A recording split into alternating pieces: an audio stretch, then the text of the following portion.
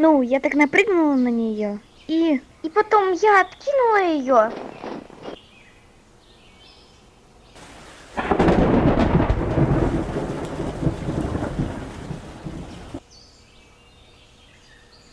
Ветролапка?